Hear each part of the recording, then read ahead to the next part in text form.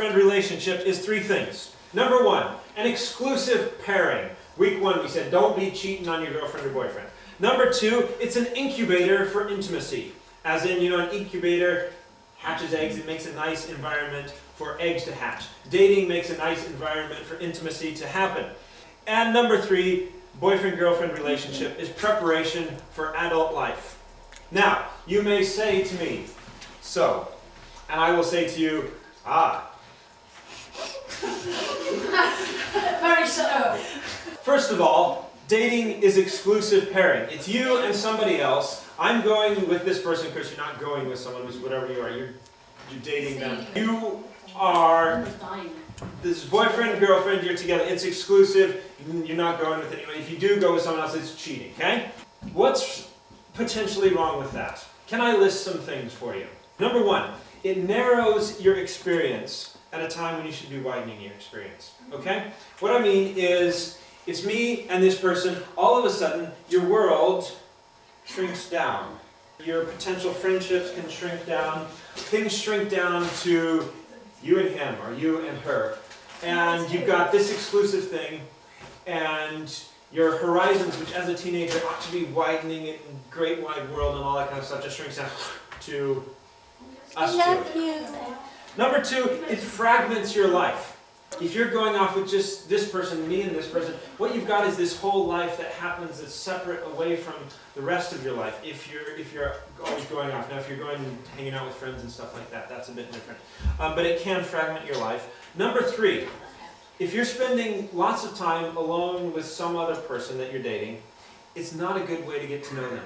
Because I date, you get to know them, get to see if you really fit together, stuff like that. It's really not, it's a crap way to get to know them. Because if you are spending time alone with some guy, some girl, they want to impress you. They want to show you their best side. They want you to think they're great. So you're going to be on your good behavior. You're not going to know what someone's really like. If you want to know what someone's really like, go see how they are with their family. If the guy, see how he treats his mom. If you want to know what a guy's like, see how he treats his mom. And see how a girl treats her dad. See how they treat their siblings.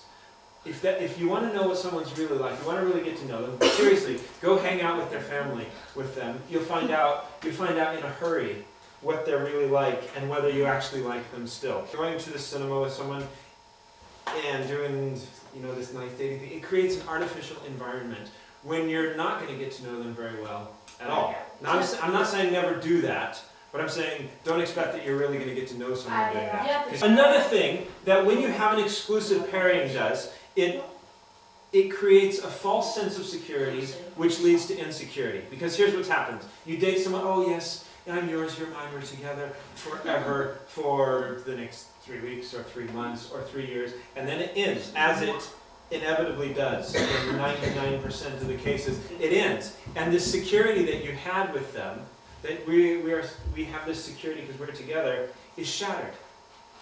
Because it was false all along, because you weren't really each other's.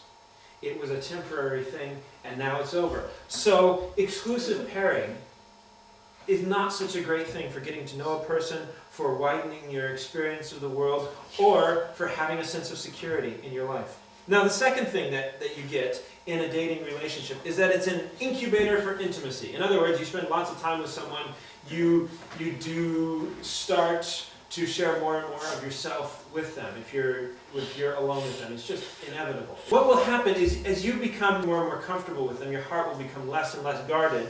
And as you start to give yourself to them, whether it's an emotional way or a physical way, or whatever kind of way. And by physical, I don't mean just having sex, because there's lots of different degrees of physicality. But remember, everything's connected.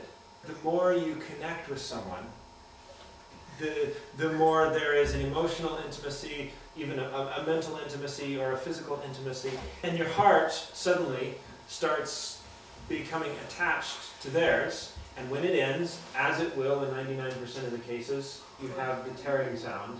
And the tearing leads to the bleeding feeling and the hurting feeling and the crying and the pillow thing and all that kind of stuff.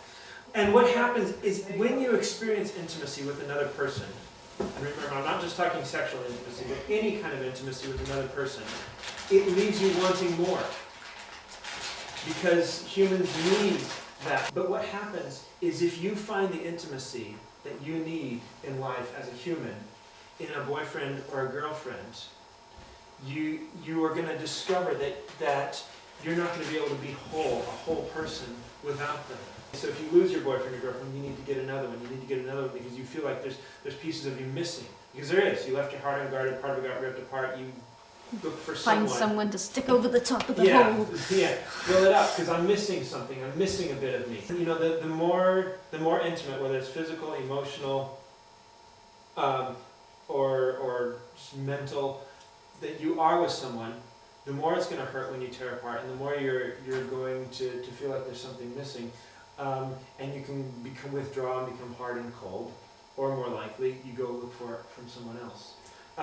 So dating someone is an incubator for intimacy, and the only problem with that is it's going to end. Third thing, dating as a preparation for adult life, because teenagers, you're in a transition period, you're learning how to be a grown-up. Yeah, I'm learning how to have relationships with people. And this is the cycle that generally happens. And of course there are always exceptions to every rule. There's always someone who met when they were 7 and they were always together, and then they were married for 96 years and then they died together at the same minute. And those are wonderful stories, they're fantastic. This is the normal human pattern, normal teenage pattern. You get together, you date each other, you break up, you search for someone else. You find them, you get together, you date each other, you break up, you search for someone else, and you repeat, however many times you need to repeat till you get married. 42. Is that preparation for spending a life with someone?